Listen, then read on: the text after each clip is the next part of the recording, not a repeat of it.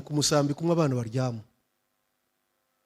Perezida ngo arabaganira bari abana batatu baryamye ku musambi, umwe muri bo watuganiriraga ati muzi ko afande twiga muri primaire yatubwiye ngo tuzataha. Mu gihe Kisekedi avuze ko azakuraho ubutegetsi bw'u Rwanda, Ndayishimiye akavuga ko azakuraho ubutegetsi bw'u Rwanda, kandi bombi baraza bakabikora mu buryo bwa gisirikare, bakazana ingabo. DRC ikazamo. Mu mateka y'igisirikare cy'u Rwanda hari amazina atazibagirana. Muri yo harimo Gen Fred IBINGIRA na Gen James KABAREBE. Ariko duviriye tuvuze tuti turahagurutse duteye u Rwanda, nta musirikare wongeye gusubira mu Buganda. Twahise duhinduka abanyarwanda, duhinduka abasirikare ba FPR. Kuva hano mu Rwanda uja Kinshasa, 1996 twari twaratwaye amezi 7 turwana n'amaguru kugera Kinshasa. Aravuga ati kugira ngo turwane amezi 7 yandi kugera Kinshasa ni kure cyane, reka dushake apanga operation y'inzira y'ubusamo. Ategeka ko ingabo z'u Rwanda zijya kuri Goma, zigafata indege ya Air Zaire, zikayihajakinga, zigashyira abapilote kuri gun point, bakadutwara ku kibuga cyitwa Kitona. Abagabo bombi bagize uruhare rukomeye mu kubaka ingabo z'igihugu, kurinda umutekano wacyo, kwigisha urubyiruko no mu iterambere ryacyo muri rusange. Ariko se ninde wagize uruhare rukomeye kurusha undi? Ninde wasize izina riremereye mu buyobozi bwa RDF? Muri documentary turasesengura, turagereranya, ariko ntitugamije gukora judgment, ahubwo tugamije kumva ibigwi n'amateka by'aba bageneral no kureba ibyo batugejejeho nk'abanyarwanda. Wibuke gukanda subscribe niba ari ubwa mbere unyumvise.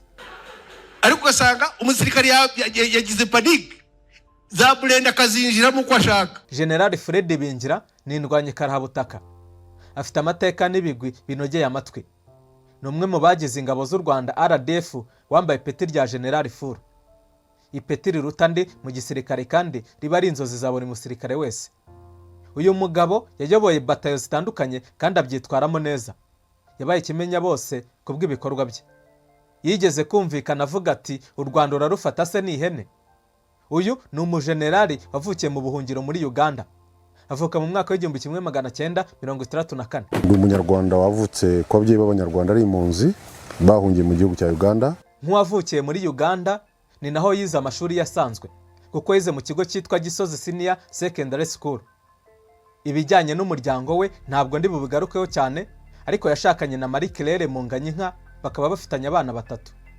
General Retired Fred IBINGIRA ni umwe mu bo mu ngabo z'u Rwanda wambaye peti ry'inyenyeri enye, mukuru w'amapeti yose. Ni umunyarwanda wabayeho impunzi mu gihugu cya Uganda nk'uko nabigarutseho. Muri icyo gihugu cya Uganda ni naho yafatiye umwanzuro wo kwinjira mu gisirikare nk'uko bitubikesha amateka y'ingabo z'u Rwanda. Nk'uko babivuze mu mateka, iyi ntambara ni yakeshi cyane. Kuri Gen James KABAREBE biragoye kuvuga igisirikare cy'u Rwanda no muri aka karere mu myaka hafi 30 ishize ngo usige izina James KABAREBE. General Retired James KABAREBE yavutse mu 1959. James KABAREBE yakuriye ahitwa Ibanda mu burengerazuba bwa Uganda.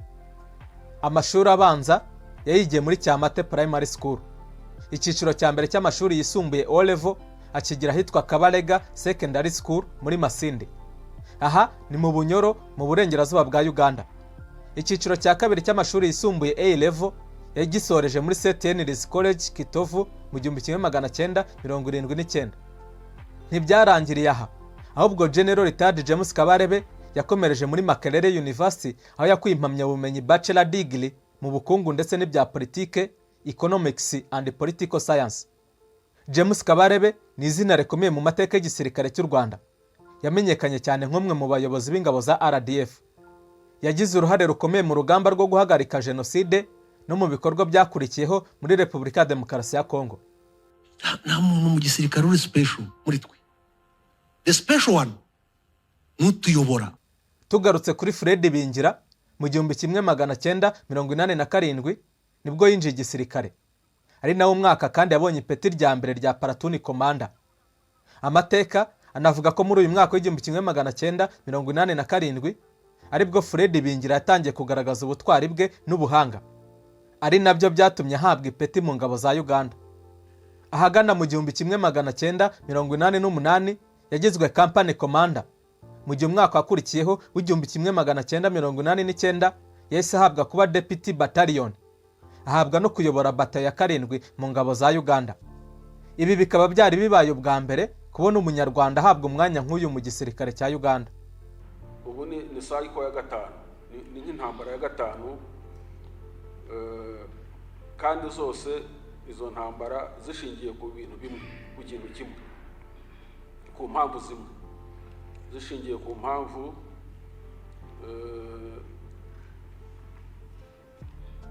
z'interahamwe FDLR kwinjira muri Congo mu 1994.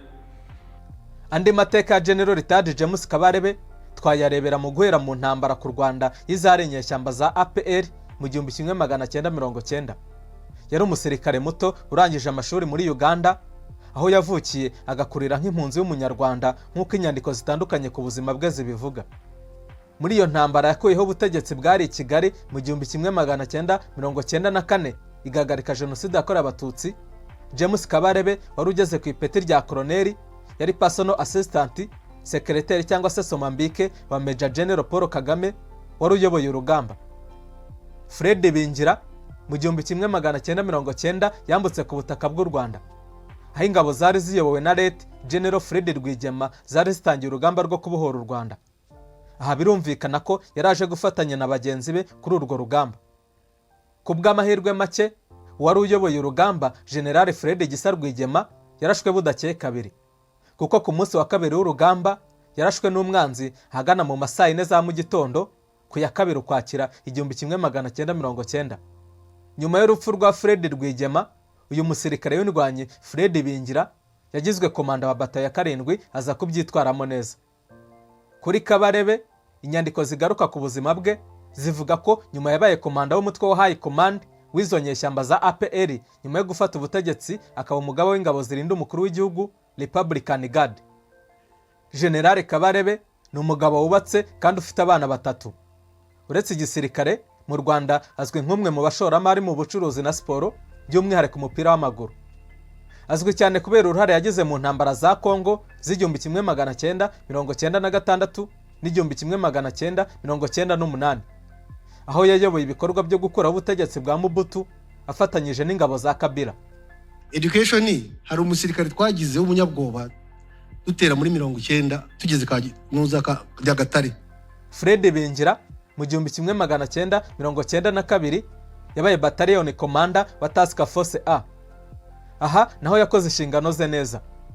Mu gihe mu 1993 yagizwe Operation Commander wa batayo 157 Mobile Force. Iyi batayo ni nayo yari yarabaye cyamamare ndetse iza no gukora amateka ku kurasa bishoboka ingabo zari za Perezida Habyarimana Juvenal Exfal. Amateka akomeza avuga ko General Fred Ibingira yakoze ibintu birimo ubwenge n'ubuhanga buhanitse mu ntambara yo guhagarika jenoside yakorewe abatutsi yo mu 1994 yabaye mu Rwanda. Intambara ya gatatu yabaye 2006 kugeza 2009 yiswe CNDP, yari yobowe na Nkunda. Amateka kandi agaragaza ko General Retired James Kabarebe yabaye umugaba w'ingabo za DR Congo. Nyuma y'uko ingabo ziyobowe na Paul Kagame zifashe ubutegetsi, nyuma mu 1996 zakurikiranye abo zaheretse mu cyahoze ari Zaire DR Congo y'ubu, zivuga ko zigamije guhashya ibitero byabo ku Rwanda hamwe no gucyura impunzi. Colonel Kabarebe wari mu basirikare bizewe na Kagame niwe wayoboye ingabo zinjiye muri Zaire ya Mobutu Sese Seko. Ariko intambara yafashe indi ntera ubwo ingabo z'u Rwanda zafashaga inyeshyamba za Rwanda RDF Kabila gukomeza bagana Kinshasa. Iyo ntambara ntiyatinze cyane. Mobutu wari urembejwe n'indwara ntiyarashoboye guhuza ibikorwa by'intambara no kurinda igihugu cye. Mu kwezi kwa gatanu 1997 Kinshasa yarafashwe. Mobutu arahunga, Kabila afata ubutegetsi afashijwe cyane n'abasirikare ba Kabarebe hamwe n'urubyiruko rw'abanyekongo bavugaga ikinyarwanda, ndetse ahita amugira umugaba w'ingabo za DR Congo yari amaze kwambura izina rya Zaire. Ntibyatinze havutse ubushyamirane hagati ya Kabila n'ingabo z'u Rwanda. Mu 1998 avanaho Kabarebe. Ibi byaje kuvamo intangiriro y'intambara ya kabiri ya Congo yabaye inkundura ikazamo n'ibindi bihugu nka Zimbabwe na Angola byafashije kurengera ubutegetsi bwa Kabila. Mu mbwirwaruhame ze, Kabarebe yagiye agaruka kenshi ku gitero kizwi nka Operation Kitona yayoboye muri iyi ntambara mu kwezi kwa munani 1998. Kuva hano mu Rwanda ujya Kinshasa, twari 1996 twari twaratwaye amezi 7 turwana n'amaguru kugera Kinshasa. Aravuga ati kugira ngo turwane amezi 7 yandi kugera Kinshasa ni kure cyane, reka dushake apanga operation y'inzira y'ubusamo. Ategeka ko ingabo z'u Rwanda zijya kuri Goma zigafata indege ya Air Zaire zikayihajakinga zigashyira abapilote kuri gun point bakadutwara ku kibuga cyitwa Kitona. Mu 1994 Fred IBINGIRA yayoboye brigade 301, naho mu 1998 ayobora brigade ya 402. Nyuma y'icyo gihe yahawe kuyobora diviziyo ya mbere ndetse anayiyobora igihe kirekire. Yavuye ku kuyobora diviziyo ya mbere ahita ahabwa kuyobora inkeragutabara. Mu 1994 General Fred IBINGIRA niwe wayoboye urugamba rwafashe Butare, ahari ingabo z'Abafaransa zari zifite ibikoresho bikaze by'urugamba. Azwi kandi mu kuba yarayoboye operasiyo ikaze yo guhiga abacengezi mu bice byo mu Ruhengeri, Gisenyi n'ahandi. Impamvu rero zitarangira niho ikibazo kiri. Ese intambara iba inshuro 5 kandi ntigera irangira. Kabarebe nyuma y'intambara ya kabiri ya Kongo nkuko bita intambara yazamuye mu mapeti agera ku rwego rwa generali w'inyenyeri enye furu general. Muri 2002 yagizwe umugaba mukuru w'ingabo z'u Rwanda mbere yo kugirwa minisitiri w'ingabo muri 2010. Umwanya yavuyeho muri 2018. Yaje kandi kuba umujyanama wa perezida wa Repubulika y'u Rwanda Paul Kagame mu bya gisirikare, aho nyuma yabwo yagizwe umunyamabanga mukuru wa leta ushinzwe ubufatanye bw'akarere. Kabarebe nyuma y'intambara ya kabiri ya Kongo nkuko bita intambara yazamuye mu mapeti agera ku rwego rwa generali w'inyenyeri enye furu general. Muri 2002 yagizwe umugaba mukuru w'ingabo z'u Rwanda mbere yo kugirwa minisitiri w'ingabo muri 2010. Umwanya yavuyeho muri 2018. Yaje kandi kuba umujyanama wa perezida wa Repubulika y'u Rwanda Paul Kagame mu bya gisirikare, aho nyuma yabwo yagizwe umunyamabanga wa leta ushinzwe ubufatanye bw'akarere nyuma gato y'uko ashyizwe mu kiruhuko mu mirimo ya gisirikare na nyakubahwa perezida wa Repubulika y'u Rwanda Paul Kagame. General Retired Fred IBINGIRA nawe ni umwe mu basirikare bakunze kwifashishwa mu kuganirira abantu ku bijyanye n'amateka u Rwanda rwanyuzemo. Yagezeyo ishati ahangaha yacitse, none habaza umukecuru ati mukecuru atukumbona urabona ngenda cyangwa ndiruka? Yesu aravuga ati cyo kora mwana ati yuba imodoka atubumeze nk'indege. Birumvikana ko ari ukubera ko ari umusirikare w'inararibonye kandi wabaye muri ayo mateka. Abamuzi neza bavuga ko uyu mugabo ari indwanyi idasanzwe. Ubundi General Fred Rwigema amaze kuraswa, Imana ikomeze imutuza heza, General Major Paul Kagame niwe wahise amusimbura ku nshingano zo kuyobora uru rugamba rwo kubohora igihugu no guhagarika jenoside yakorewe Abatutsi. Uyu mugaba mukuru w'ingabo za RPA yagiriye icyizere General Retired Fred IBINGIRA, amuha abasirikare bajya kubohoza Butare mu gihe cya jenoside. Ariko IBINGIRA agenda ari ubayoboye ndetse operasiyo ikorwa neza. General Retired Kabarebe akesha ajya mu matorero n'amakoraniro y'urubyiruko kubaganiriza ku byo bakunze kwita amateka y'urugamba rwo kwibohora. Ibyo kuza bashotora ku mupaka nk'abajura akaza gakubita hakiruka, ibyo nibyo kudutesha umwanya, kuko nta na kimwe bakora, ntabwo wahungabanya umutekano w'u Rwanda, n'ibintu batashobora, kuko ntabwo FDLR yakwinjira mu Rwanda ngo imaremo isaha. Ibyo ndabibasezeranyije rwose uko yazingana kose. Uyu mugabo w'intyoza mu mbwirwaruhame azwiho kubarira urubyiruko inkuru z'intambara yarwanye nk'intambara n'abacengezi cyangwa se Operation Kitona, ubutumwa bw'ingabo z'inkotanyi, akabuhuza n'ibiriho, akabifatanya no gukundisha abati igihugu no kunenga abanzi b'ubutegetsi bw'u Rwanda. Iki gihugu cyacu cy'u Rwanda hari abaharaniye bikomeye ko cyagira umutekano. Nta gushidikanya ko uyu mutekano tubona uyu munsi uyu mugabo Fred IBINGIRA n'abandi bafatanyije babigizemo uruhare rukomeye cyane.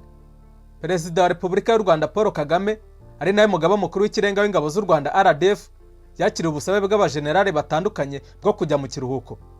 Ni ubusabe bwemejwe ku itariki ya 30 Kanama 2023. Muri abo bageneral rero harimo na Fred IBINGIRA. General Retired James Kabarebe nawe ni umusirikare w'icyitegererezo kandi ufite ibigwi byinshi mu gisirikare. ubwe yigeze kumvikana avuga ko yarwanye n'intare akayinesha. Nyuma yo kujya mu kiruhuko cy'izabukuru mu mirimo ya gisirikare kwa General Retired James Kabarebe na General Retired Fred IBINGIRA, General James Kabarebe yahawe izindi nshingano. Ubu ni umunyamabanga wa leta ushinzwe ubufatanye bw'akarere. Ni mu gihe General Fred IBINGIRA we nta yindi mirimo yigeze agaragaramo kugeza ubu nyuma yo kujya mu kiruhuko. Abandi bagendeye rimwe na General James Kabarebe na General Fred IBINGIRA mu kiruhuko naba bakurikira: General James Kabarebe na General Fred IBINGIRA ari nabo turi kuvugaho. Hari Lieutenant General Charles Kayonga, Lieutenant General Frank Mushokamanzi, Major General Martin Nzalamba, Major General Eric Mulokole, Major General Auguste Turagala, Major General Charles Kalamba, Major General Albert Murasira, Brigadier General Chris Mulali, Brigadier General Didas Ndahiro na Brigadier General Emmanuel Ndahiro. Mu mirimo bakoze, aba bombi bagiye basimburwa mu myanya nk'uko nabigarutseho kuba bari mu kiruhuko mu mirimo ya gisirikare. Ariko ibyo ntibikuraho uruhare rwabo rukomeye mu mateka ya RDF. Bombi ni abahanga mu gisirikare ariko baratandukanye. Fred IBINGIRA yagize uruhare rukomeye mu gisirikare ariko imbere mu gihugu. James Kabarebe we yagaragaye cyane ku ruhando mpuzamahanga. Nko muri Operation Kitona twabigarutseho n'umwanya ari mu bungubu. Turebye mu myanya ya gisirikare, General IBINGIRA yabaye umugaba w'ingabo zirwanira ku butaka. General Kabarebe yabaye umugaba w'ingabo ndetse anaba minisitiri w'ingabo. Ibyo bagezeho, General IBINGIRA yagaragaye cyane mu myitozo y'ingabo z'u Rwanda RDF no mu buyobozi bwayo imbere mu gihugu. General Kabarebe yagaragaye mu buyobozi bwa RDF mu ntambara zo mu karere no mu buyobozi ku ruhando mpuzamahanga. Umwihariko kuri Fred IBINGIRA, akunda imyitozo no gukarishya abasirikare. Umwihariko kuri James Kabarebe, we azi politike n'igisirikare cyarimwe. General Fred IBINGIRA na General James Kabarebe bombi banditse amateka adasanzwe mu gisirikare cy'u Rwanda. Buri wese afite uruhare rudasanzwe rwagize icyo rusigera igihugu. Ibyo baduhaye ni amasomo y'ubwitange, ubutwari no gukunda igihugu.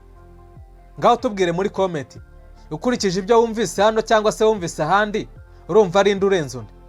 Ntiwibagirwe gukanda like no gusangiza abandi aya mateka. Subscribe yo nizere ko wamaze kuyikanda. Nge mwari kumwe na Gustave Abayisenga, mugira amahoro. Warangije kaminuza ukaba ushaka kwiga masters cyangwa urangije masters urashaka PhD, aya mahirwe y'imboneka rimwe ni wareba. Hari opportunities za scholarship ziri full funded, aho kumenyera buri kimwe cyose mu myigire yawe ndetse n'iziri pasho muri Leta Zunze Ubumwe za Amerika.